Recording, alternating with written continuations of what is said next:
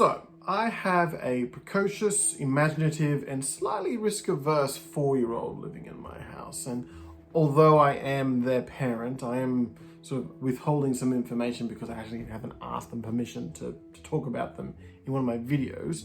But I do want to discuss the fact that I wondered if it was possible to have a go at an RPG game with this 4-year-old. And so far, this little experiment has gone rather well. We've had a handful of little sessions and we've both had a fairly good time.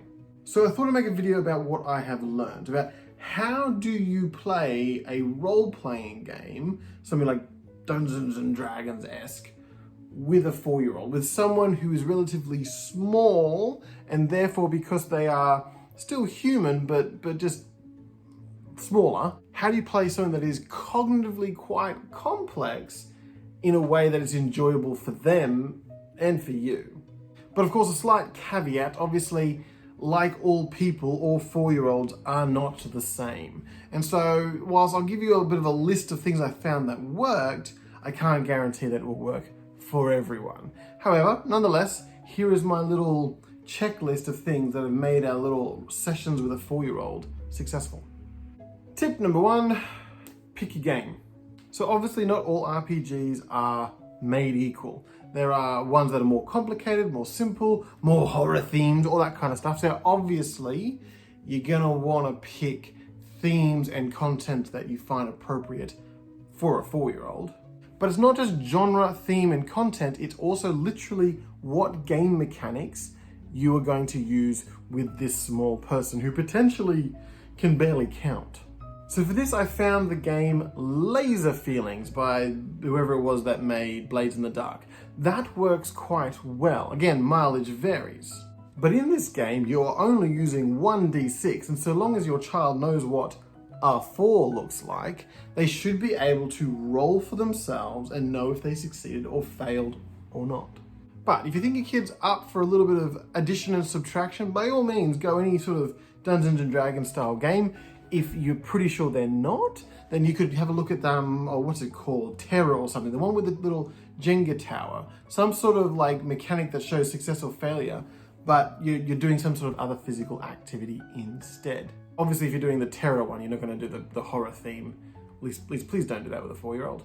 But if you're really committed to this idea working, you can make up your own little success failure system. Get a hula hoop, put it down, you're throwing beanbags in. If you get it in, you succeed. If you miss, you fail. Maybe how difficult it is, how many steps they take away from the hoop. Look, you just need some mechanic that they'll be able to operate themselves, not just for your own sake of not having to do the maths for them, but it's fun to roll a die. It's fun to do the game that allows the story to progress. My second suggestion would be to remember that their attention span is limited. Now, it's not to say you can't do a longer session, and again, it depends on the kid. Maybe they're just like that and they're really off the wall straight away, while other kids' attention spans are a bit longer. But regardless, even if your child does have a longer attention span, you're gonna wanna limit it to like a 45, if not half an hour block, maybe even 15 minutes. Is that possible? I don't know, give it a go. But equally important, if not more important in this idea of short attention spans, is that you're gonna wanna make your stories in these games relatively episodic. You can't really do a big sprawling quest, like we can, but basically in each session, you're gonna wanna have a beginning, a problem, and have them solve the problem throughout the course of the story. Because if you cut halfway through the middle of the story, I'm not sure they're going to quite cope with not knowing how it ends. They may feel very dissatisfied and just not wanted to play this game again. Which is not ideal because this game's fun. You like to play it multiple times. But regardless, you hopefully will know the child better than I would. You know their attention span, and just be aware, potentially at times, depending on the kid, they may be sort of wiggling around in their chair and putting their feet up on the wall. That doesn't mean they're not listening. That doesn't mean they're not having fun. It's just their way of paying attention. It's like a more interesting version of a fidget spinner. Tip number 3, let them make up stuff.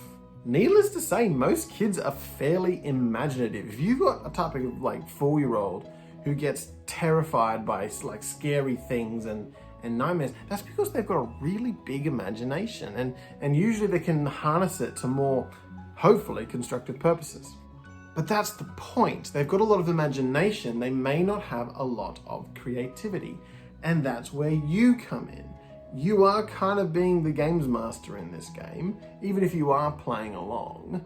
And what your job is, you know kind of how to structure a story. You know there's meant to be a problem and it builds to a big climax point and it should resolve in some way. You know if it's a sci-fi, there's gonna be like maybe some sort of alien involved. You know if it's like a fantasy story that maybe you're looking for treasure. You know these tropes and conventions. So you can provide that structure, but then when you say, you enter the treasure chamber, you look into the big ravine, and what do you see? You throw the question over to them with a little hint. You're suggesting it's majestic and it's beautiful, but when you say, what looks so beautiful to them, they will then share with you what they think is a beautiful treasure. And many beautiful things happen from that. Firstly, they're getting a sense of ownership of this story. They're able to flesh it out like with you. They're actually being a part of it. But again, my 4-year-old's like my own kid, and it's kind of nice to learn what they think beauty looks like. And whether I agree or not, we're able to have that conversation. It's a learning experience for the whole family. But of course, don't get bogged down in the sort of family-friendly moral of the story nonsense. This is meant to be fun and creative expression. So let them be a part of that. So harness their imaginations, ask questions, guide them in being creative in creating the story. They're gonna have a lot more fun. You're gonna have a lot more fun.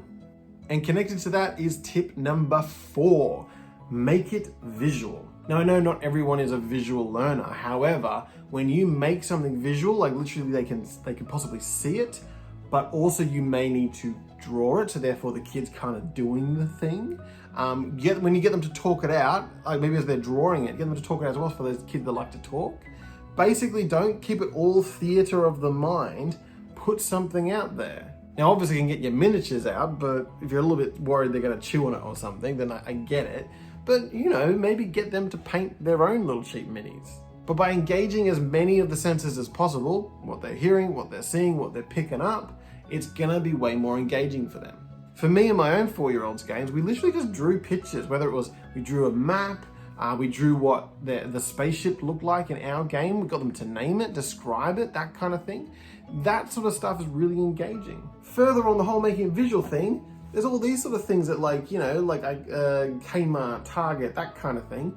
Little fun dice that often, you use for exercises and stuff. Some of them have got these fun little icons, look at that. Roll this to determine what a character they encounter is like. This person is very cool. This person is very angry. This person is, they love that one, don't they? But by bringing it into a tangible space, drawing it, having the big funny dice, that kind of thing, it makes it more real because it is more real. They're creating something, it's in front of them, they're aware of what it is. And maybe, again, mileage varies. Some kids will need more of that, some kids will want less of that, they're just happy to talk about it. But again, it's just a way of engaging all of the senses. And the 5th and final thing, and this one's especially for people who are playing with a young 4-year-old type who is actually in some way their responsibility. Parent, grandparent, uncle, close family friend, whatever it is, this last tip is really for you. Come into the game understanding that they are a child and you are an adult. That ultimately, as you explore the scenarios, as you play the games, be open, be aware, be switched on that they're going to be creative and they're going to come up with their own solutions to these problems. And sometimes that can be incredibly beautiful. They may choose to solve a problem in the way that you never thought of, or they reveal that the thing that they love the most about something was, I like this sort of color, I like this sort of food, all this sort of stuff. And you may encounter and learn more about who they are, which is awesome. But equally, they might make choices in the games that you find, questionable. Now, obviously this is role play, and if you're playing with a bunch of adults, they all understand that, if you start punching a bad guy in the face, it's all fiction, that's not actually what that character would do. But when playing with a 4-year-old, that actually might be their gut reaction, and you've now registered that. They find this thing, whatever it is, really scary. and they respond angrily. Okay. I'm not saying in the game itself you then stop and sit them down and have a real chat, although you might want to talk about it later. But within the game, it's an opportunity for them to explore that feeling. I find this really scary. I just want to lash out and hit it. Okay, well let's play the story and let's see what happens when you do that. Once again, mileage varies. But I think that's the main reason why I'm really finding playing these RP games with my 4-year-old particularly rewarding. That as we've played them, I've got to learn more about who they are, their personality, the way that they solve problems. And at times, there's moments where they make a choice. And I'll try and spin the game to challenge that choice. But of course, most of all, it's fun. It's just fun. You get to play with this other person, get to know them. They get to sort of throw ideas at you, so you don't quite know what you're doing either. And you get to play this game. It's like any other imaginative game that you play with someone that you care for, that you look after. You know, whether it's just, bouncing on the trampoline or playing soccer or whatever, it's just something that you can do together. And when you, because you're the adult, so be responsible, but when you perform that responsible role of caring and making sure that they're safe and looking after them, but then letting them experiment, letting them grow and be creative, that's pretty awesome. Let me know what you think. What works really well when playing some sort of role-playing game with a younger crew? Obviously, I'm talking about really young. I'm talking about 4 years old here. But what works better for a slightly older crew, primary school age, teenagers? What do you find works well and doesn't work well about most RPG games? How do you try to change gears down to suit a different sort of demographic? Oh, here's another question. Have you ever tried to play a role-playing game with an older crew, like maybe an older generation? What needs to change there? I don't know. It's up to you to let me know in the comments down below. Thanks for watching, and hopefully you'll see me again in the future.